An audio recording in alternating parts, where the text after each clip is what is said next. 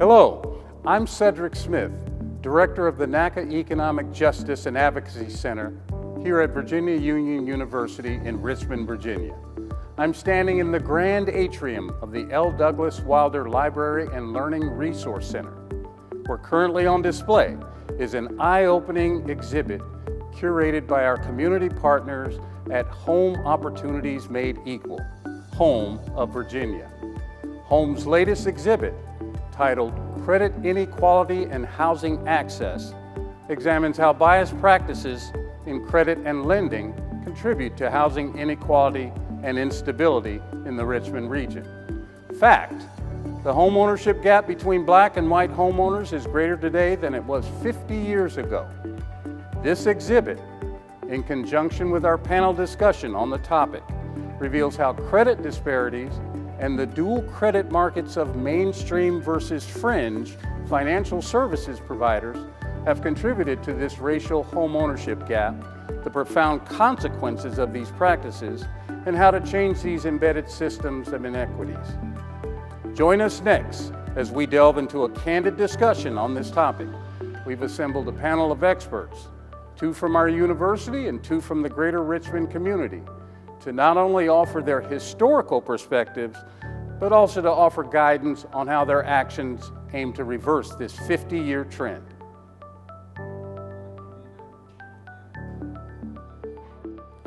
Hello and good afternoon. My name is Cedric Smith. I'm the director for the NEJAC Economic Justice and Advocacy Center here at Virginia Union University.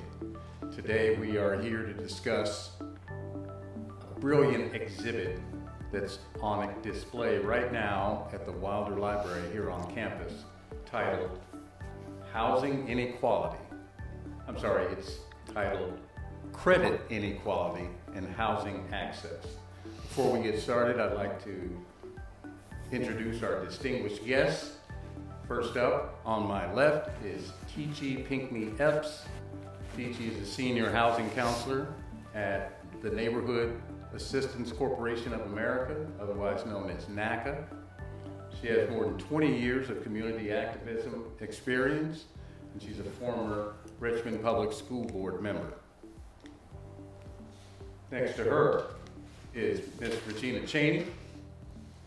Ms. Cheney has served in various capacities at Home Opportunities Made Equal over the past 35 years, but favors her current position over all others because it allows her to engage and communicate with communities throughout the Commonwealth, sharing information about services provided by Home, educating and empowering families about their housing rights, informing communities about housing policies and programs, all of which she hopes will work toward achieving the organization's mission, which is to ensure equal access to housing for all. To my right, Dr. Trina Coleman. Dr. Coleman is a Virginia Union faculty member currently and is formally educated as a PhD physicist with a doctoral degree in theoretical nuclear physics from Hampton University. She's also the founder of Coleman Comprehensive Solutions, LLC, the creator of the STEM Skills online course platform, and the host of the podcast Equalish. She's dedicated to increasing math and science literacy and using data to explore and explain. She believes that devoting time and resources to improving skills in mathematics and the sciences will ultimately equip students to become the new technological and scientific workforce that is currently in short supply. It's also her goal to help find real solutions for closing the STEM race and gender gap, particularly regarding the recently trending interest in exposing students of color to STEM. Last but not least, Chris Kane is the Chief Lending Officer for People's Advantage Federal Credit Union. For more than 15 years, Chris has been on the front lines helping people open businesses by educating them on business planning, helping navigate the business loan process, and creating a living, breathing entrepreneur ecosystem. Her experience running nonprofits and building rich ecosystems driven by economic development makes her uniquely qualified to raise a profile of any organization she works for and increase its impact. She sees education, support, and access to capital come together to help people become self-sufficient, while also giving them a sense of place and ownership side by side with those they care about most.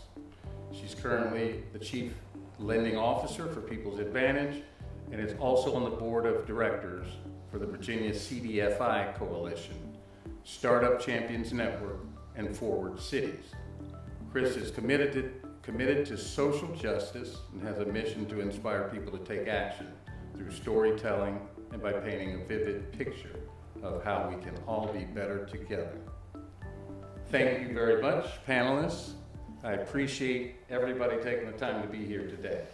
I want to get started in our discussion about this particular exhibit. It's an eye-opening one. It's right now housed in the grand atrium of the Wilder Library here on campus at Virginia Union University. And to jump right into things, the exhibit explains right off the bat that the homeownership gap in America between black and white residents is greater today than it was in 1970.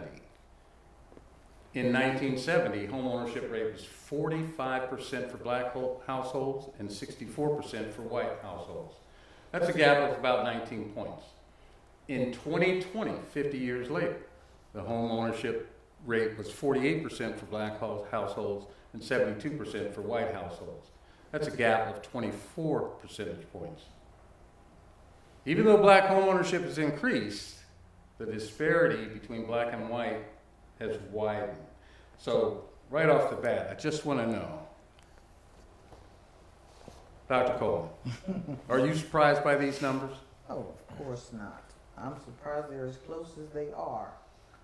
Home ownership has always been something that whites have been trying to prevent blacks from having, be it by some of the things that are legally in place or were in place, such as we will discuss more in depth, redlining, for example, which was about actual lending. So, which is what the rest of you guys are more experts than I am, but also very passionate about. So no, the numbers don't surprise me, and the gap, as you delve more deeply into the data, you'll see many more disparities, not just between black and white. You'll even see that between the Hispanic culture, we're still in last place. Mm-hmm. That is true. We are still behind Asian, Hispanic, and every other nationality when it comes down to home ownership and the average amount of assets that a home or a person has. So our level of even having liquid assets is at the bottom of the totem pole. Mm-hmm.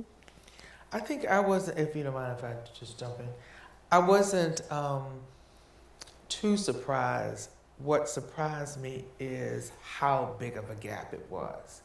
And so many things have happened over the last 50 years. I mean, there was progress right after the Fair Housing Act was passed. There was a progression upward, but it seems like at a certain point, anytime you have anything in place to move people forward, there's going to be there's something going on in the background to move it back where it was or beyond where it was, okay?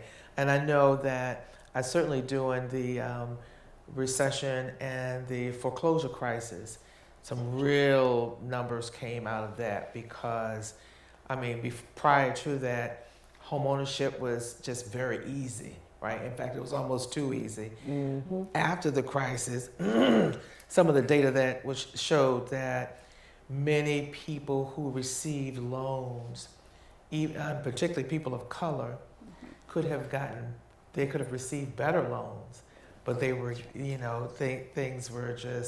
just got bad loans to begin with. Subprime. Right, subprime, thank you. Predatory. Yes. That's exactly the word that really came to my mind. Too. And I think the most surprising thing for me is how I was surprised that I wasn't as surprised as I was. You know, I Because mean, it feels like we've made progress. right. It feels like in general. But when Regina was talking about what happened in 2008, I mean, we all know that the wheels have fallen off the housing market everywhere, right? And we're feeling it under squeeze now.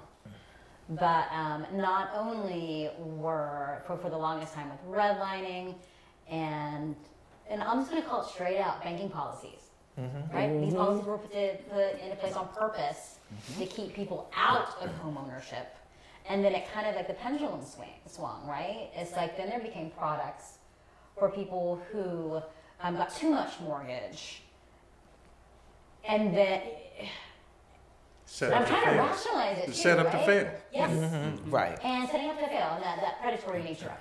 Yes. And so, yeah, I mean, I think it has come full circle isn't the right word for it, but I think that the pendulum did swing from not having access at all, or very limited, and then having access to the wrong types of products, right? And being set up to fail. But again, those financial institutions were able to get their money, Oh yeah. But Exactly. the right? other thing- That's All in the other name thing of that profits. happened Is that during the generations of our parents and our grandparents, homes were much more affordable as well. Oh Yes. So right now, people cannot afford to purchase a home, That's right. a regular home in a regular neighborhood. It's not like they're trying to buy the gated community type home.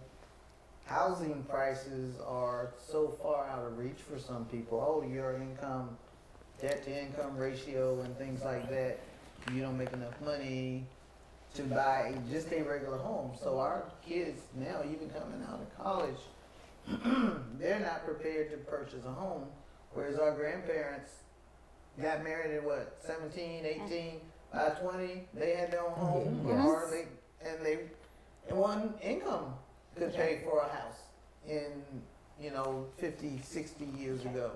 But now, you need 3 incomes to be able to qualify Right. to get a True. house with good credit. Yeah, and I'm going to step my foot in it 'cause I haven't read all of the article, but the New York Times article came out over the weekend how there's about 10 cities across the country that the worst cities and the best cities where Gen Zs can buy houses. Right. Richmond was number 2 worst, Wow. Oh, I can believe it. right? And going into all the things, Dr. Coleman, that you were just talking about, there's the perfect storm of just barriers. Yes. And the rules have completely changed on what it means to be a homeowner, at least on paper. Right. I think I read the median home price nowadays is $421,000. That's crazy pants. That's Yes. Right. So that means, is there anything left that can be called a starter home? No. That's Well, the apartment. Right. That's your practice. That's your parents' house. Right. There you go. Well, the exhibit does indicate that some of the historical reasons for the inequities that we're talking about, redlining, we all know about that, segregation, government action or lack thereof, inaction, credit, access to lending, systemic racism. So share insights on the impact of all these policies on what we're seeing now and this whole affordability equation. When you add all that together, When you say equation, you got my interest already. Right. But, absolutely. but basically, to give a brief history of it for those who may or may not know, and I talk about America's social contract. Part of what the social contract was supposed to do, or what it technically is there's a group of people, which is our society, and there's the leadership, and the leadership promises to make good so that the group is okay. We are not getting that as far as black folks in America. And I say it all the time, I've written about it. The only thing we got out of emancipation as far as anything tangible was our HBCUs. Those were our reparations. We got our HBCUs. But to go into the problems of housing and home ownership, it was okay for us to buy the homes during redlining because they didn't want to be in our neighborhoods. Right. Then when gentrification started to happen Yes. and things like that, that's when the housing prices The and game changed everything again. Yeah. went all the way up, and it became more difficult to purchase a home. It made it difficult. It was difficult but doable Right. during red light. As long as we stayed in our little cluster and kept employment, we were good to go. Just don't try to move over here. Exactly. But so the social contract was rigged, is rigged. It's not like it's changed. It's just the players have moved around and the rules have been reworded, but they still mean the same thing. And so, I mean, the government, credit, access to lending, and all of that. There's so much. Even when you get student loans, for example, to go to school to better yourself, Mm-hmm. those student loans will work against you when you try to buy a house. Oh, yeah. So Right it's now, like, it's- which it's- one? How you gonna do this? Absolutely. And TG, you counsel people for a living every day. Yes. As a HUD-approved counselor, are you seeing a marked difference in the number of people that can be qualified and the affordability ratios being out of whack out there? Well, the biggest thing I would share, Cedric, in working with NACA, the opportunity that it presents to remove the barriers that some of the other entities have in place. Because, I mean, folks, systemic racism is alive. It is alive. I'm not going to say it's well, but it is definitely alive in 2024. And so when I think about the economic policies and those things that are written, for instance, you've got to have certain income, your credit score, we're going to look at your credit score. Well, people aren't credit scores, okay? Yeah. And people have had lived experiences. And I think that because of the systems that have been in place, until we just stop shuffling the players and change the minds and the hearts of the folks who are writing these policies, let's get this stuff out of the way. And I also think there's always the need for the watchdog, though. Okay. Absolutely. Because no matter what policies you have in place, it depends on how the game is played. Yes. When you look at, some of the things that have happened, that's happening now, you find mainstream lenders, and I know we'll talk about this later, that there are branches closing faster in middle to upper income, predominantly minority neighborhoods than it is for lower income white neighborhoods. Access to credit, right? There's a lender that's in the news now, national, won't call the name out, but most recent, this is a very recent, where there were more loans made to white families whose household income was less than $70,000 than to families of color whose income was more than $120,000. Okay, and you go, okay, what happened? And the leader, an article I read yesterday, one of the leaders of that particular institution said, we look at credit, we look at your ability, we look at employment, and there were also in that same article 2 applicants who were of color who met all those criteria. They checked off all those boxes, and both of them had been denied. So it's like you can't win for losing. So it's still on the inside. It depends on who's looking at it and who's looking at what you're doing. And it seems to be a moving target, this whole idea of credit. The exhibit talks extensively about credit inequality. The title of the exhibit is Credit Inequality. So, let's talk about, and I just want to throw this out there real quick. Who thinks credit scores are the best indicator of home ownership readiness? Who thinks that singularly I mean, I know there's other things involved, but singularly, are credit scores the best indicator to decide who's ready for home ownership? No. Not at all. No. Not at all. Again, like I said earlier, that is just a barrier. That is just a way of me saying you can't buy. You have to take into consideration a person's financial health. But doesn't my credit score say how well I pay my bills over time? And I'm playing devil's advocate. Correctly, if it's reported correctly, because what we're finding is that there's a lot of identity theft. There's a lot of, even when, unfortunately, in our communities, mom and them put the credit in, they put the cable in my name when I was 2. Right. And I'm just now getting out of college and I'm pulling up and I've got this stuff that has been following me.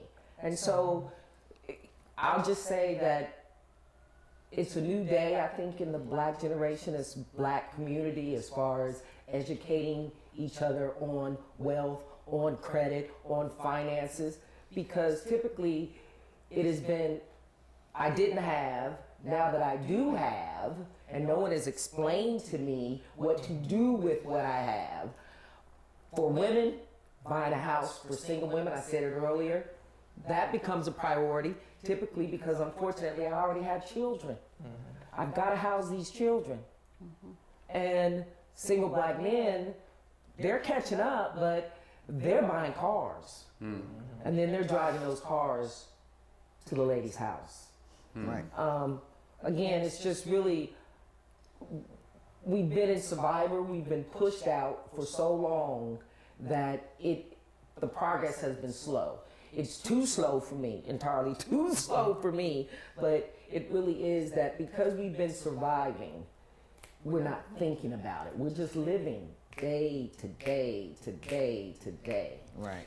And I think the other issue with credit scoring, just right quick, has to do with the whole thing of how you get to that credit score, the whole algorithm thing. Well, and then they won't really It's tell like- you what's in the Exactly. algorithm, You don't know right? what exactly. You don't know how what makes it run. So talking right? about the game being rigged. Right. Yeah, Right. and part of what I was gonna say about that was,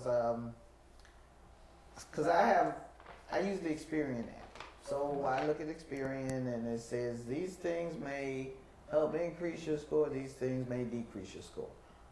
Keeping a balance on a credit card is not necessarily good for you, but at the same time, not having revolving credit is bad for you. Right. So- The catch-22. You don't know That's a catch-22. If So you're what gonna are you gonna- if you're gonna have a card or some revolving credit, then where's that balance that makes it good for you to say, yes, I pay my bill, but you want me to pay it off and then start over? How, Right, what, right. What's, What what's am I- supposed to be the deal? Right. So that part right there is a lot. I don't think people get it, even if they're paying their bill on time every month. And then the minimum balances also get you in trouble. If Yes. you're paying the minimum balance, you're not catching up or paying anything Right. down. Right. If you owe $2,000 and your minimum payment is like $39 a month, you're never gonna pay that off. Right. Never, ever, never. So paying it on time is one thing, but that you're accruing debt, and then your debt to income ratio Right. starts to go up. And that's where the student Gradually. loans really come in and whack. All of that too. But yeah, so if it's like you have to be able to say, well, I have $200,000 in the bank account. That's the thing that we don't usually have. Is that asset, that money sitting over there. I want to buy a house, but I want to pay my $200,000 towards this house. But I got this $200,000 over here in the bank. Good to go. So we as a people tend not to be the majority of those people. We don't have Well, that no, money or sitting over there there's in the cut.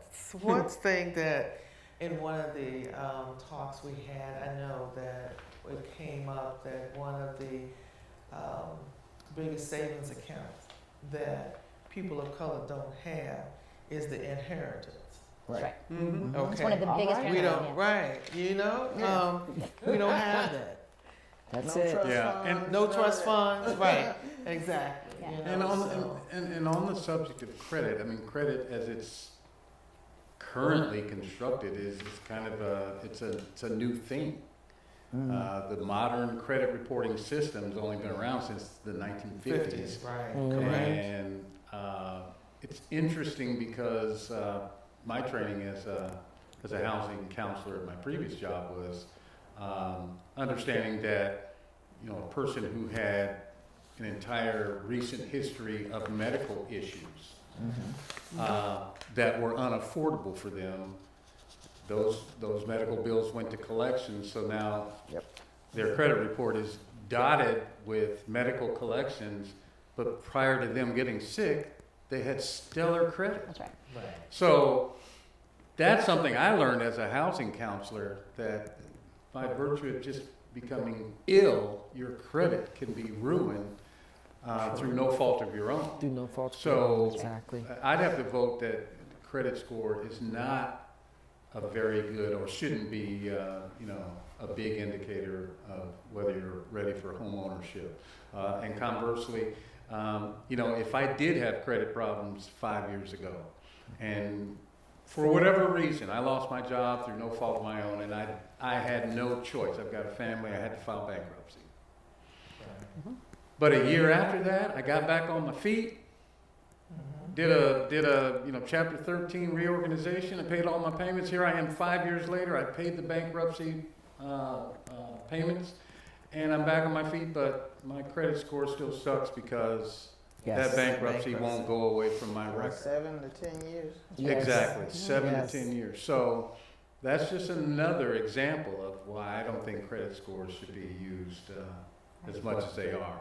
Yeah, and what you just said, as much as they are, I think is a key point too, because for the longest time it was the only thing that was really taken into consideration, right? Yes. And I think it's taken some time to unravel that. Yes, yes. You know, and now understanding that, looking at things more holistically, and asking questions, and also some credit reports are becoming a little bit more nimble, right? You're starting to see other things pop up that are more along the lines of non-traditional ways of building credit. Absolutely, You absolutely. know, so it's not as a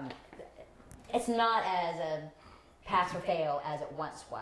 Thank but there goodness. are still, but there are still financial institutions. If your credit score is less than 620, we won't even talk to you, and that is one of the biggest issues. Yep. Right, because at least if you can talk to someone and talk about the real lifeness. Right. Right. I believe FHA has, Theirs is like 580. There are even some that there are some lenders, and I just learned this, that will actually put you in a home with a 500 credit score.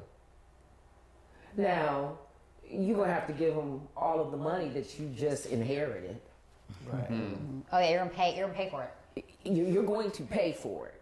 But when you think about a 500 credit score being indicative, if I did not have a major life experience, if no one ever taught me about managing my credit, and as soon as I went to college, you sent me offers for credit cards that I started to use. inundated. I got my first credit card. I don't think they can do this anymore. This was before 2008. But I got a free T-shirt if I signed up and Oh, they're on and got credit. campuses doing that. Yeah, Yes. That's how I got yeah. They my were. American I went to Express VCU and I got a free T-shirt if I signed up. Right. card. Yep. Yeah. And a credit card. And a credit card. So let's do a quick knowledge check on what we know about credit reports. I'm sure all of us are going to be in consensus on most of these, but I'm going to name a dozen or so attributes. Tell me yes or no. Are these on the major credit reporting bureau reports right now? Mortgages. Yes. Yes. All right, I think we're in consensus on that. Credit inquiries when you Yes, apply for yes, credit. That's what Yes. I Yep. was talking about. Income, is that reported on your credit report? No. No. It is not. All right. Debt collections, Yes. Yes. absolutely. Payday loans, Only if you're late. That's right. If you don't, If you're It doesn't have any delinquent. build credit. Exactly, and that's the point of me asking this They do. question. They show up on your credit report if you're delinquent, for sure. But if you pay that bad boy off on time, you get absolutely nothing. Credit for it. wow. You don't get any credit building help there. How So, high do you think those interest rates go? 30, I've heard 30, 40. 38.9. Ooh. Yeah, that's the definition of predatory. Actually, I've seen them as high Higher. as like 300%. I was Oh gonna yeah, say, definitely. Yes, that's why they had to Whenever, start to that's put right. those signs So up. whenever, you that's know. right. You pay the interest till you pay the whole balance. Yeah, it is. It's a lot of- Yeah, because the payday lending, it's one of the reasons why people don't get out of it because it's it's almost impossible. It's a trap. It Yeah. is definitely It is. set up to fail. All right, how about credit cards? Are they on the credit report? Yes. Yes. They do. How about rent payments? No. Only when No, you're that's more delinquent. voluntary. This is tricky because they have started some Some companies, some of the companies. larger Okay. national renters are starting to report on the credit report, but in general, They don't. rent is not Not unless You don't. you are delinquent. Right. Right. You know what's wild And too if you is if you're skip trying to out. get an apartment, they'll pull your credits to determine whether Whether or you not should get an you apartment. can get in. Absolutely. Oh Right. yes. Absolutely. Because if you owe another renter, you know, if you left and maybe not on good terms, That's precedent. Yeah. They'll use that as precedent against you. How about utilities? They are. No. If and only if you're delinquent. If you're Typically delinquent, not right. unless Again. you're delinquent, exactly. Yeah. Child support. No, unless you're delinquent. That's actually one of the things too, like child support and back taxes. I don't know if we're gonna get to back taxes or not. But that's one of the things that if you see those, your wages can be garnished Absolutely. for Yes. things like taxes and child support. So that's multi-layered. right? Yeah, definitely. And I've never seen child support on a credit report unless it was in arrears, That's right. delinquent or in arrears. But is that that's a change with the credit bureaus now that they are not going to include child support or tax liens?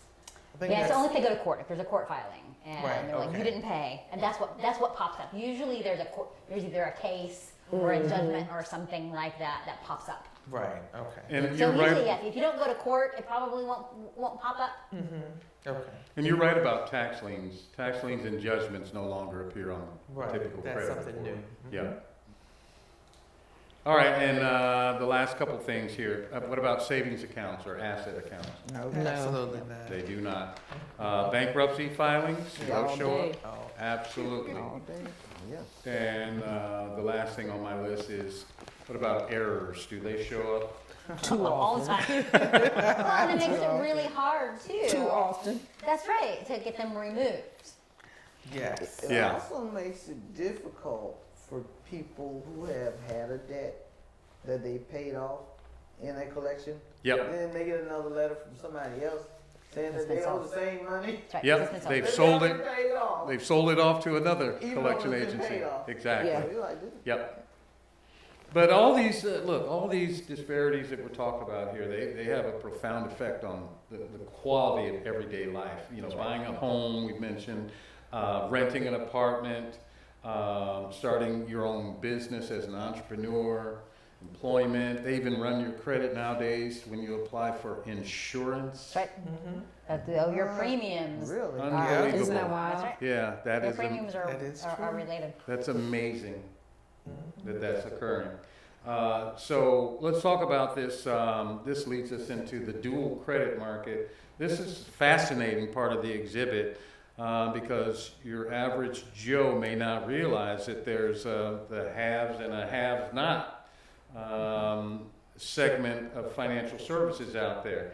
The mainstream financial services consist of, regular banks and big mortgage companies, credit unions that we see out there, the prominent ones, savings and checking accounts that most of them offer, home equity loans by, reputable lending companies, lines of credit, CDs, certificates of deposit, prime auto loans from, General Motors, Mazda, your car makers out there.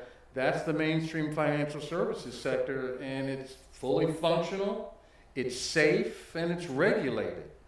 It helps build wealth, and it also helps build credit. So who has access to this mainstream market? Mostly middle and upper income and predominantly white communities. Conversely, when you talk about this other sector, the fringe financial sectors, pawn shops, we've seen them, pawn shops, check cashers, payday lenders, rent-to-own shops, title loan companies, finance lenders, subprime lenders, and the notorious buy here, pay here car lots. Oh, do you know how?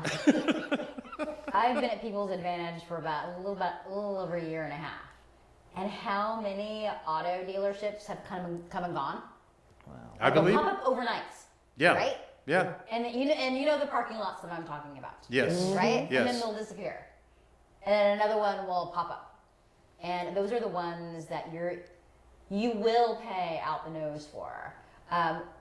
A woman came to us to refinance a truck. It was like an expedition, I think, and she got in a terrible loan. It was a $45,000 loan, and she came to us to refinance it. It was 38% interest rates. Over the period of the 7-year term, she would have paid over $101,000 for this vehicle. 2017. Wow. So this is the situation that people are in. Right. And whenever you talk to them about it, you're like, well, I could figure it out. Like, that's the answer. Like, they know, folks know, like, how am I going to do this? And then they also have the salesperson saying, well, you do it by X, Y, and Z, right? This is going to help you save money in other places or whatnot, or don't you look really great in this car? Right. Don't you look really great in the car? Yeah. That's one of the things. That's what and this wasn't necessarily one of those fly-by-night auto dealers. Like, this is a huge company that we all know, and it is crazy to me. Wow. $101,000.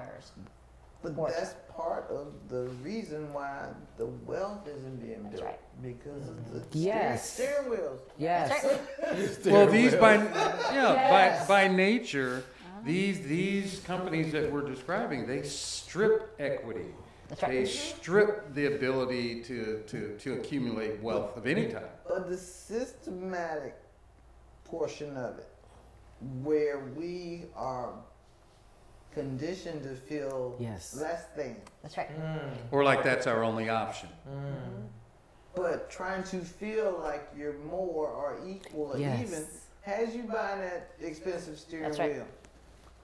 Before So- you buy a house. Exactly.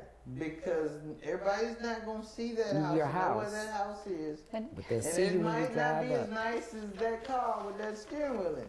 Yeah. So that mindset that we have been given to present as if we are Oh, that's right. Yes. equal Mm-hmm. is dominated by the bling. Knock off bags. Knock All off. of that Yeah. is about being able to appear to be in a particular wealth category or income bracket Not. that we are not in.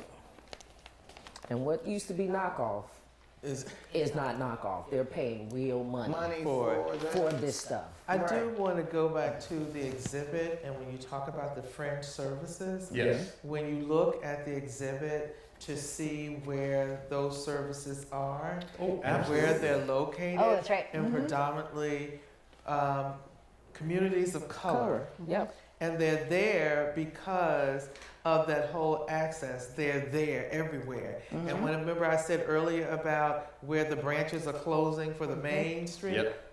and predominantly. Exactly. You're So absolutely it's right. that Financial access. institutions are moving out, and those Right. these friend services are moving Real out. quick, on an angel tree a few years ago, my sister got one of the angels, and she said that the child wrote on there they wanted a new case for their iPhone. This is on Angel Tree. A new case A new case. For the for iPhone. the iPhone. But they're on the street allegedly in need of stuff for Christmas. And they want about $50 for a new case, don't they? And depending on where the iPhone came from, I was Right. going the to say, monthly payment. Right. That's right. So, I mean, several things to So unlayer there. generational wealth is like backsliding quickly because those are the next generation Yes. and the next generation.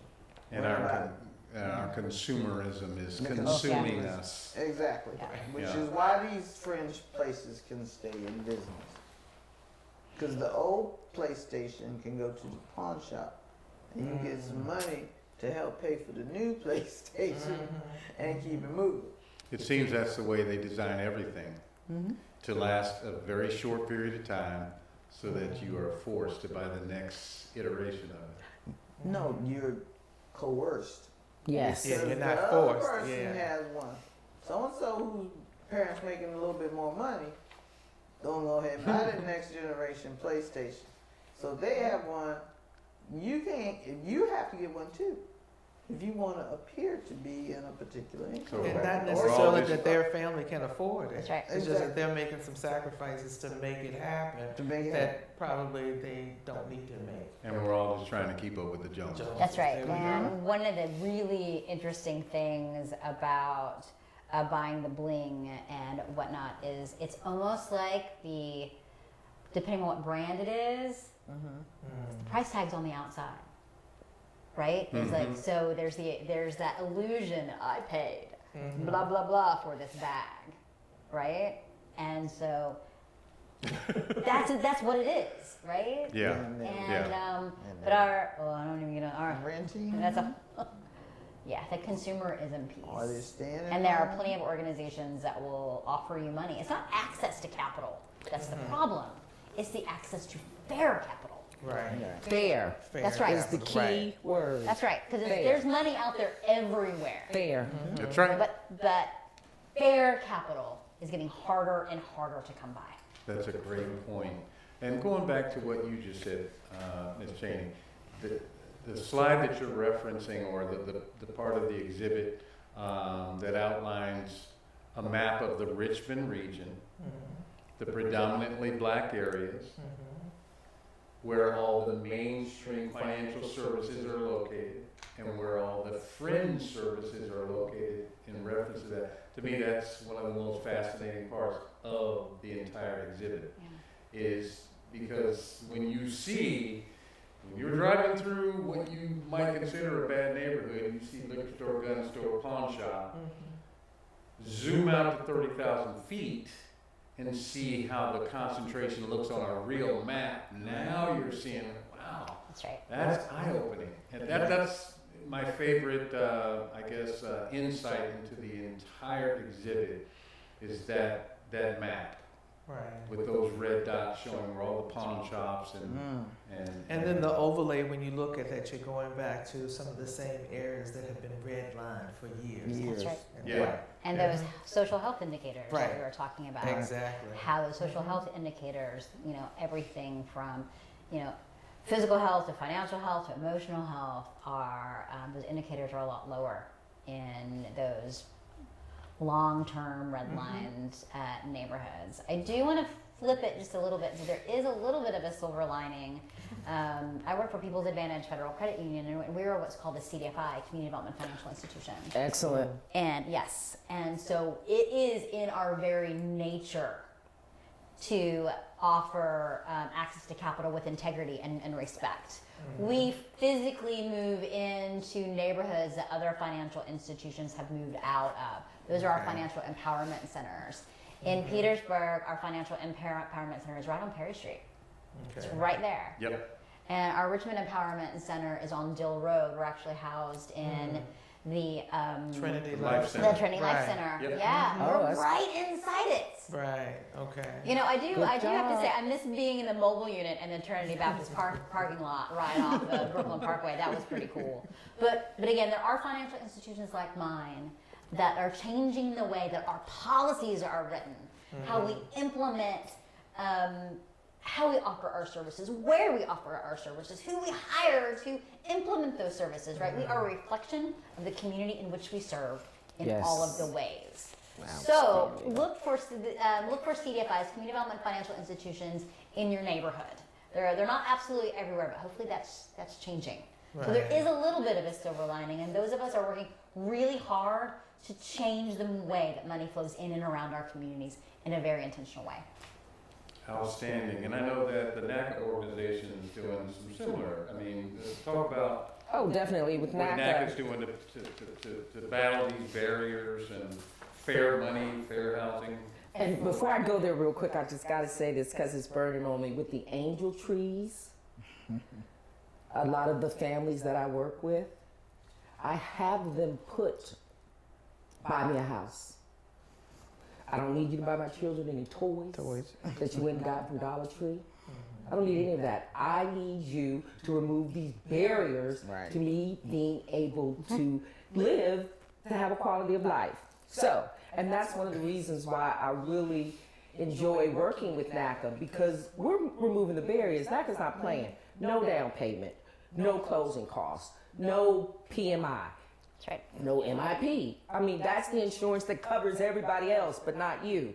And we're having the conversation with individuals about when you make this purchase, you know, let's do a living will.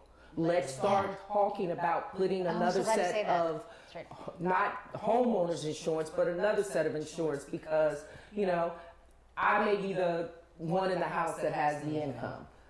I passed. These loans are not assumable, folks. Exactly. That's right. Not anymore. And so you want to make sure, and that does a lot. So again, we have a below market fixed interest rate, which is good, but the most critical thing is you don't have to have perfect credit. That's right. And we are not looking at your credit score, because I cannot say it enough.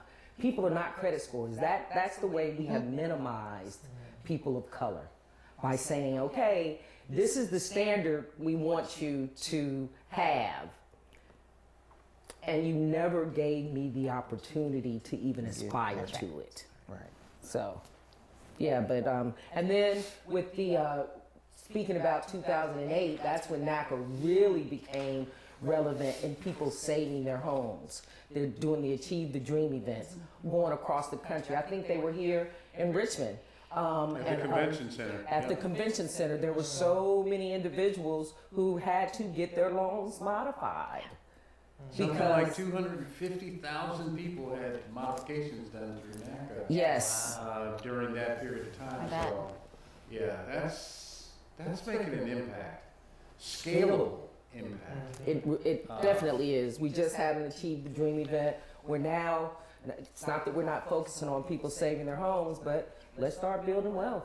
Yeah. Let's start letting people know that we're going to remove the barriers for you. So we have the Achieve the Dream events. You can actually come, bring your information, and get qualified on the spot to purchase a home. But then what's the backdrop to that? Because especially here in this region, you know, if you're on fixed income, if you are not a high wage earner, it is difficult for me to say, okay, well, you're qualified, and then you get out there and you can't find anything. Oh, That you that's can afford. huge That you can right now. afford. What affordable means right now? What does affordable has mean? completely shifted. Absolutely. And the end. maintain. That's right. Yes, yes. And it's not just interest rates. I mean, you got the old triple whammy out there, because housing prices have spiked, interest rates have spiked. What's the third one I'm thinking of? Rent. You're being phased out of rent because they keep jacking the rent. Yeah. So you're kind of caught in no man's land if you're a renter looking to purchase a home. But Boy, I mean, you're kind of messed up, even if you're trying to rent nowadays, you know, and having to maybe live with family or move back home. Taking a you know, roommate. Yeah. yeah, so it's difficult. Yeah. Housing in general is Putting difficult in right now. not down payments, but security deposits and whatnot. So we've been pulling that together. yeah, You know, because they're asking, you know, 1 to 2 months of a security, if not more. Oh no, three 3 months. times. Yeah, some of, oh my goodness, it's ridiculous. You want me to give you $2,200 for you to put me in 880 square feet. I mean, 880 square feet. And you want me to have a 15-month lease to get to that. Because if you put me on a 12-month lease, I've got to give you $2,500. We need new policies. We do. Definitely. absolutely. So Definitely. let's finish out here with that very thought. New policies, new thinking, new everything. Some of the examples of what the exhibit points to as moving forward, what we can do is for us to target funding for equity. Special purpose credit programs by lenders that are playing fair ball. Let's see, what else did it say here? Governments, businesses, and private donors can fund assistance programs. Look, there's all kinds of grant programs out there right now. Chris, I think you said it earlier. There's money out there There is money to out be there. had. Whether it's fair or not is a different But it won't be thing. around forever, though. Right. That's one of the things that so down payment assistance and that is available. Yep. Take advantage of those things now if you can, because I don't think that funding will be around forever. It ebbs and flows. Yeah. They usually, I think they get some in October. Probably by February, it's all gone. You've got to wait Budget, again yeah. until July to get more. So But the issue we're having too now is that you have to layer so much of it still to make it affordable. Yeah, just to bring Where we the used to price do down. $3,000 to $5,000, maybe $10,000 DPA down payment assistance. Now you need $25,000 to $30,000 in order to make it work. Yep. But the special credit program, I did want to say something about one that we have. It's called Worth, and it is targeted to families who are first generational homeowners. So if you're no one in your home in your family has ever owned a home, makes you one of the target. Makes you eligible. wow. Makes you That's eligible. fantastic. Right. Yeah, and actually we're launching today. We actually have our This is own, with home? our advantage home Worth. loan mortgage. For folks who have no credit score, no PMI, but we're actually launching our own down payment assistance program as of today to help you stack those other the wide variety of down payment assistances that are out Oh, there. wow. Ours is up to $15,000. So if you stack it with Worth and with Right. us and the Department of Housing and Community Development has a down payment assistance. And these are just the things that are coming off the top of my head now. The Federal Home Loan Bank has down payment, so you can stack those. That's what we were talking about, that $34,000 Right. to $50,000. So not only does it make it more affordable, but hopefully it will make you a little bit more competitive. Right. To even be able to find a house right now. Yes. And we also need more land banking, Yep. because other than that, we can't control the cost. If we have, That's right. Agreed. And municipalities also need to change their Yes. zoning. Their Oh, zoning yeah. Policies too. All right. She I can laughs. speak on that. I'm a planning commissioner for the city of Hampton, so I get to tell people, or help make decisions about land use. Okay. We had the Virginia School of Deaf and Blind, which was a fixture for blacks from probably 1920 or before. They closed in like early 2000s, late 99s. But that big giant plot of land was to be used for single family homes adjacent to the African American neighborhood next to it. Guess what? It is now being used. It was rezoned for commercial, and it's being construction is happening right now for warehousing and trucking.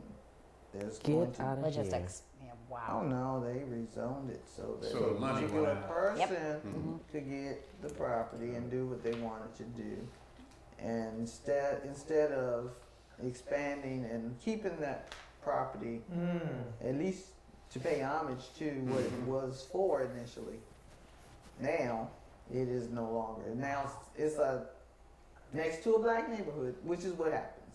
Which takes me back to how some of these institutions of higher learning, for example, CNU, there's a documentary that was done. Oh my gosh, I just saw that. Took like this predominantly Black neighborhood.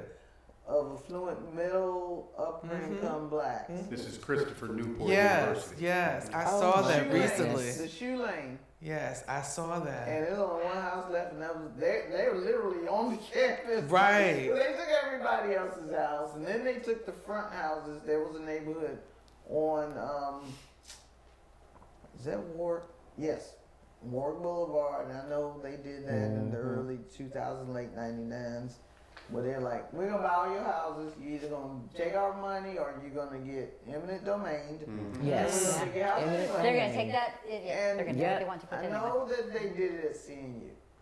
I speculate that they did it at ODU as well because ODU used to have black neighborhoods in its vicinity before it started to expand. And this thing that you're talking about recently happened with the rezoning, right? What, CNU did it. No, I'm not talking about CME. I'm not talking about your. Oh, my thing that I'm talking about on the planning commission. Uh-huh. Yeah, this happened like. This is several real months recent, ago. right? So See, we're talking about I the don't history know what they repeating mean. I'm glad I itself. mentioned zoning. I mean, but you're talking about the history piece because when you talk Yes, about absolutely. predominantly very wealthy and thriving black communities where highways went through Jackson Ward 95. Oh, yeah. It happened all across the country.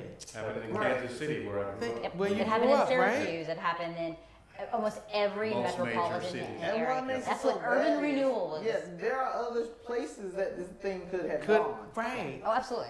There are plenty other places that it could But have they gone. did them through the path of least resistance. They can get, that- Wow. yeah, In their that's- eyes. Yeah, They don't want to pay homage, they There want was to pay profit. resistance from the I was gonna say, yeah. neighborhood, but they didn't have any power. Yeah. It's about Right. power. It's about the power. System, the system gives them no power. They can speak their piece all day long, speak your piece, but if the city council says it's a go, it's a go. Yeah, that's my concern right now. There's a lot of conversation down in the General Assembly about the churches. The churches being able to use their land for to build homes, for affordable home ownership. But in reading the language, it gets really tricky that, well, they may be able to go in here and ask for rezoning, and we've got us a commercial building up here now. So, yeah, that's critical. Oh yeah, absolutely. That's critical. Chris, take us out. What would you, what is one thing you would recommend we focus on, your organization focuses on, that will alleviate this inequity? We'll just go around the room. Yeah, I really do. I think about, financial institutions really bear a huge responsibility in making sure that our policies reflect the communities in which we serve. We need to be honest with how our policies are written, change them in a very honest way, and being very transparent about how we change them and why. Very good, Dr. Coleman. Education, Final thoughts? education, STEM. about math. It's a math problem. And talk about the math of it all. And it's not just about what you make and what you don't make and what you can afford, what you can't afford. It's also about life insurance and savings and budgets and focusing on what's important. So education is king right now. Period. Yeah. Period. Yep. Yep. Shane. I would say from the standpoint of a fair housing organization and a civil rights organization, we continue our work through education, advocacy, and litigation when necessary. Oh, Okay, into that. Yeah.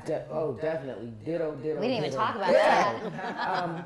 But again, just to kind of toot NACA's horn a little bit, the invent of our NEJAC, we have an opportunity now where we are working with the HBCUs, at least 9 of them, and preparing the students to become these certified counselors so that you can have these conversations. Because how many of you know students that may even be here on this campus, their families stay in public housing? That's right.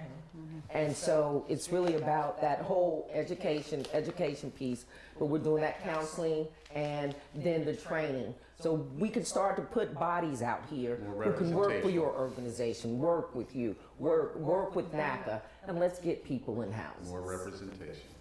All right, thank you. I want to thank each of you for coming here. I appreciate your time. This is a very important topic. I want to encourage the public, get by the Wilder Library here on Virginia Union's campus and check out this exhibit. You can also view it online at Virginia I'm sorry, your website. Oh, I'm sorry, homeofva.org. Homeofva.org. Thank you very much. I'd like to welcome you to come by the L. Douglas Wilder Library and check out the exhibit for yourself. If you would like to visit the exhibit online, please visit homeofva.org and click on Research and Policy, followed by Exhibits. Thank you for watching.